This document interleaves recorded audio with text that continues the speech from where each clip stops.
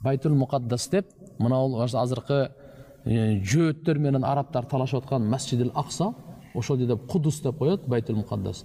Ушул жерде анын имам Махди ошол жерге өлөт экен, ошол жерде көмүлөт экен, анын жаназасын Иса пайгамбар окуйт экен. Hazret İsa aleyhissalam janazasını okuydu. Жана ошол жерге көмүлөт. Эми Дажжалдын чыгуусу. Дажжалдын чыгуусу бул экинчи чоң белги болот. Кыяматтын оң чоң белгиси дедик го. Биринчи имам Махди келип турат. Андан кийин ушу Дажжал чыгат. Дажжал чыкканда хадис мутаватир, ижмай умматтан бар. Дажжал бул бир кафир адамдын аты. Бул өзү жөөттөрдөн болот, еврейлерден болот. Масиху Дажжал деп мунун лакабы. Bunun gözü bir gözü çıkıp durgan, жүзүнгө окшош, экинчи көзү көр болот.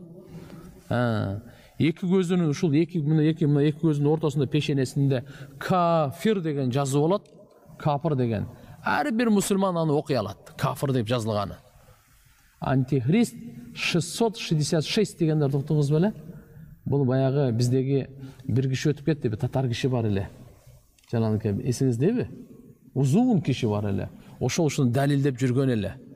Ошондо булар Забур, Инчил, Тавраттардан окуп, ошондо кафир деген сөздү мындай кылып жаткызып жазсаңыз 666 болот экен да.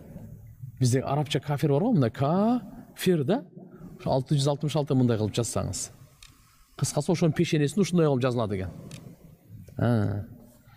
Дажжалдын чыккан доорунда имам Махди ошол христиандар менен чоң газат кылып, Кустантинияны жеңип, Шам мамлекетке, Турциядан Шам мамлекетке кайтканда, ошол Дамаскка барып туруп калат экен, мусулмандардын иштерине ошол жерде алек болуп турат экен. Ошол учурда Дажжал Шам менен Ирактын ортосунда чыгат экен. Дажжал Шам мамлекет менен Ирактын ортосунда граница бар, ошол жерден чыгат экен. Бул да кадимкидей эле бир төрөлгөн бала, ата энеси бар эле чыгат.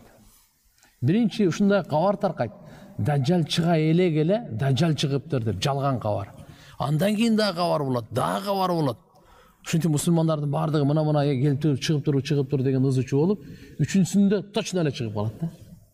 Ана бул келип туруп Исфаханга келет. Исфахан деген Иранда шаар бар, Исфахан. Хадистерде келет, Исфаханга келип 70 000 жөөт еврей бунун аркасынан эришет.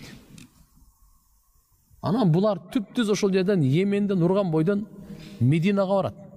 Мединага кире албайт. Мединада ошол кезде 7 эшик болот экен шаардын.